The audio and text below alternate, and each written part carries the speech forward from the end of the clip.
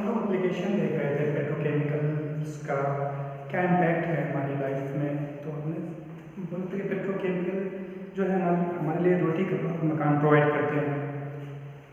जैसे food industries में हमने देखा जैसे फर्टिलाइजर्स, वो जो है ना प्रोडक्शन इंक्रीज करते हैं, कल्टीवेशन होने का प्रोडक्टिविटी इंक्रीज करते हैं, फर्टिलिटी इंक्रीज करते हैं सॉइल की, जिससे जो है ना पर हेक्टेयर या पर एरिया जो है उससे प्रोडक्शन ज़्यादा होता है।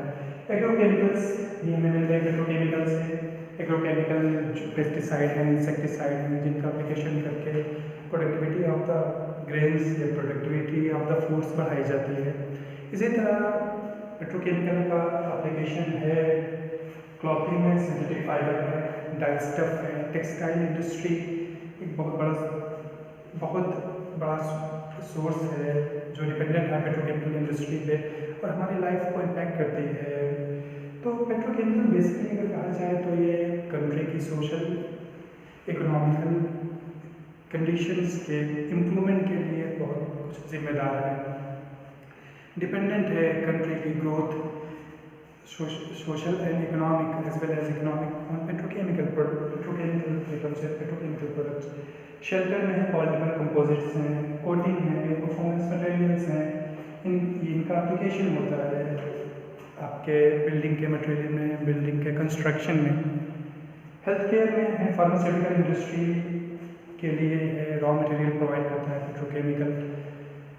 और फार्मास्यूटिकल मेडिकल इंडस्ट्री में देखेंगे आप सिरिंजेस हैं, प्लास्टिक्स की बनी होती हैं या पॉलीमर मटेरियल की बनी होती हैं। तो इनका एप्लीकेशन पेट्रोकेमिकल का एप्लीकेशन बहुत ज़्यादा है हमारी ज़िंदगी में।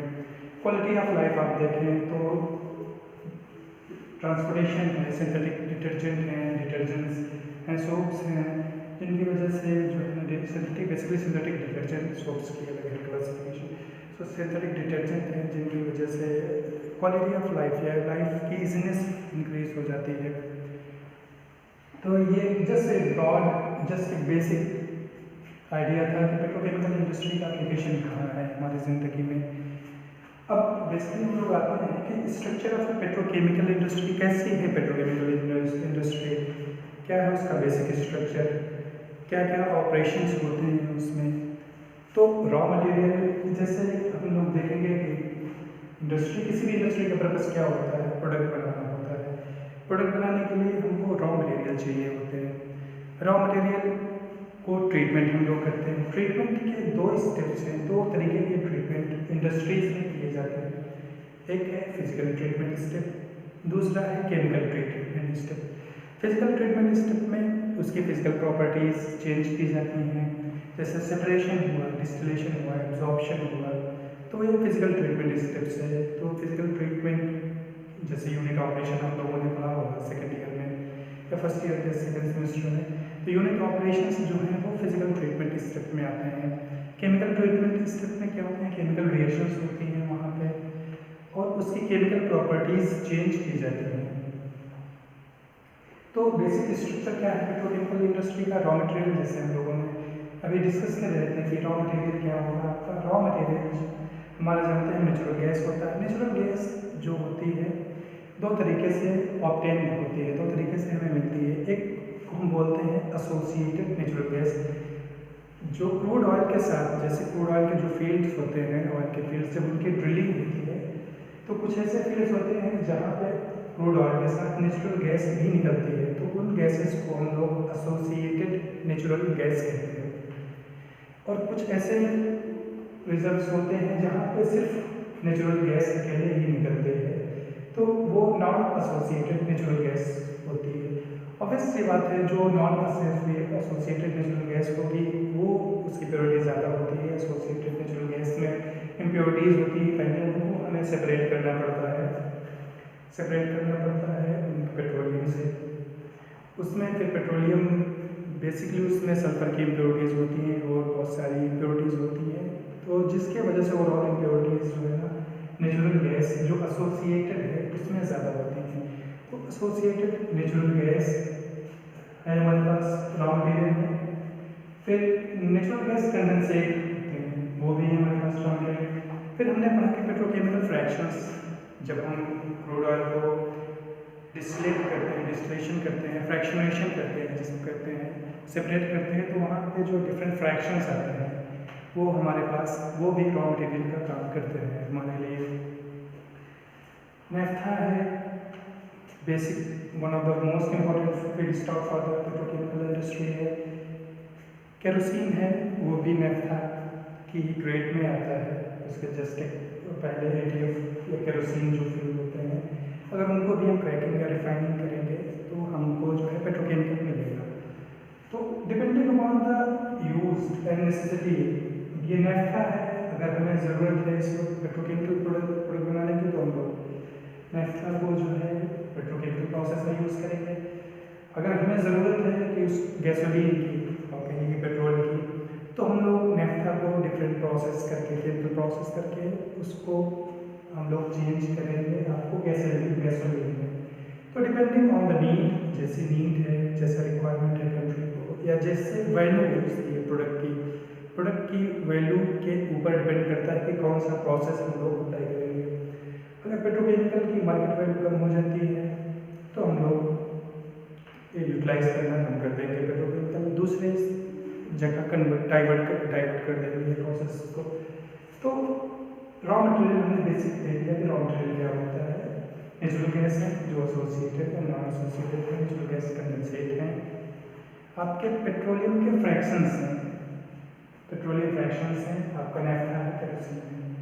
अब उसके बाद रॉ मटेरियल हमें मिल गया, उसके बाद नेक्स्ट स्टेप हम लोग क्या करेंगे, तो नेक्स्ट स्टेप को हम लोग कहते हैं कि बेसिक बिल्डिंग ब्लॉक प्रोसेस होते हैं जो हमें प्राइमरी पेट्रोकेमिकल देते हैं।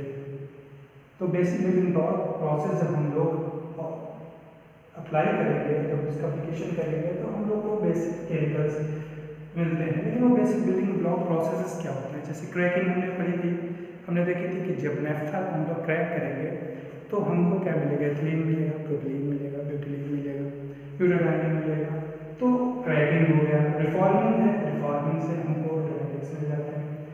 एल्काइलेशन क्या हुआ, एल्काइल ग्रुप को जब ऐड करते हैं हम लोग किसी भी हाइड्रोकार्बन में, तो उस प्रोसेस को एल्काइलेशन प्रोसेस कहते हैं। एल्काइलेशन प्रोसेस बेसिकली ये ऑक्टेन नंबर जो ऑयल का होता है उसको इंक्रीज करने के लिए किया जाता है, और इसके एप्लीकेशंस हैं।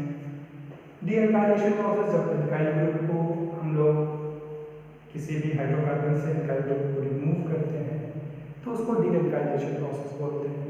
तो ये बेसिक बिल्डिंग ब्लॉक प्रोसेस होते हैं, इससे हमारे प्राइमरी पेट्रोकेमिकल्स मिलते हैं। उसके बाद यहाँ से हमें basic chemicals, basic petrochemicals, basic chemicals हमें जैसे मिले क्या, मीथेन मिला, एथिलीन मिला, प्रोपिलीन मिला, ब्यूटाडाइन मिला, सिंथेसिस गैस मिली, BTX benzene, toluene, aromatics basically हमको मिले। जब हम लोग को बेसिक केमिकल्स मिल गए तो हम लोग यूनिट प्रोसेस, जैसे अभी डिस्कस कर रहे थे हम लोग की, दो चीज़ें होती हैं इंडस्ट्री में। एक यूनिट ऑपरेशंस होते हैं, यूनिट ऑपरेशन में फिजिकल ट्रीटमेंट होता है, और यूनिट प्रोसेसेस जो होते हैं वो केमिकल ट्रीटमेंट स्टेप्स हैं। तो जो हमें बेसिक केमिकल्स मिले हैं उनको हम लोग यूनिट प्रोसेस में अप्लाई करते हैं, उनका केमिकल ट्रीटमेंट करते हैं, तो हम लोग को फाइनल प्रोडक्ट्स मिलते हैं। तो केमिकल ट्रीटमेंट क्या होता है, ऑक्सीडेशन होते हैं, जब addition of oxygen in any compound is called as oxidation, और रिमूवल ऑफ हाइड्रोजन को भी ऑक्सीडेशन कहते हैं।